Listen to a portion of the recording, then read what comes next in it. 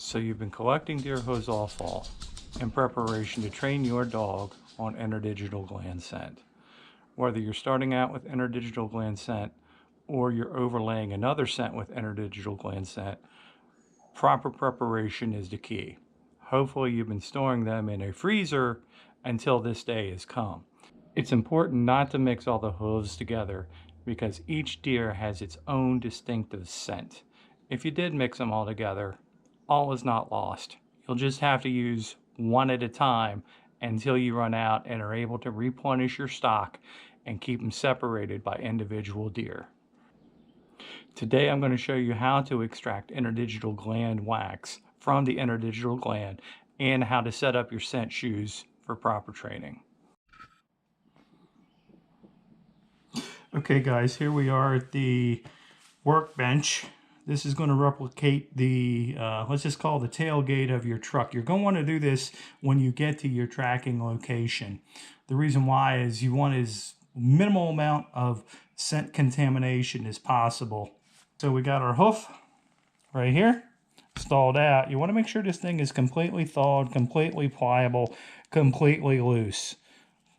Okay, so you want to, there's primarily 3 ways to do this that I know of. There's probably about 20,000 different ways, but I've seen people do it in 3 ways. I'm going to show you what I think is the best way to do it. One of the first ways I've seen people use is this right here, a car key. I really don't want to get my car key all jacked up with interdigital wax and then have to clean it because it kind of stinks sometimes. The second method you could use would be a flathead screwdriver or a Phillips head screwdriver. It works okay, but there's really a better method. That would be this little doohickey right here. The Wax Extractor 5000, also known as a paint can opener. This one's made by Benjamin Moore. Not that it really matters. But what you want to do with this little guy is this. Get down to the interdigital gland right here. I already see wax coming out of it. You want to stick this thing up in the pocket. It's pretty deep. I mean, it's an inch up in there. Swirl it around a little bit, pull it out. Look at all that wax.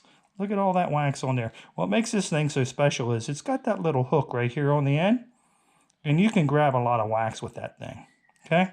So next, what you want to do, you want to smear the wax on the bottom, in the hair. I like to do it in the hair because I think it'll last longer as opposed to doing it on the hoof or on the top. You're going to have hoof to ground contact, as they say, and I think it'll last much longer. Now, keep in mind, you're going to greatly diminish the use of this hoof by extracting the wax.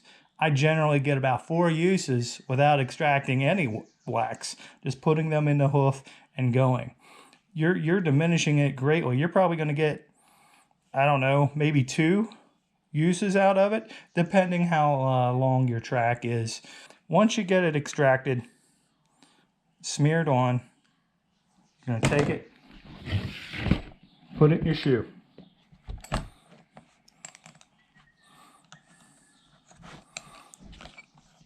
You're going to hook the bar, the holding bar, on the dew claws. I like to splay out the hoofs. It kind of lets the wax, anything that's going to flow out is going to flow down and out and hit the ground. Put your holding bolt in, screw it down. There you go. You're ready to start hoofing it, as they say. And that's it. That's as simple as that. Pick yourself up one of these Wax Extractor 5000s.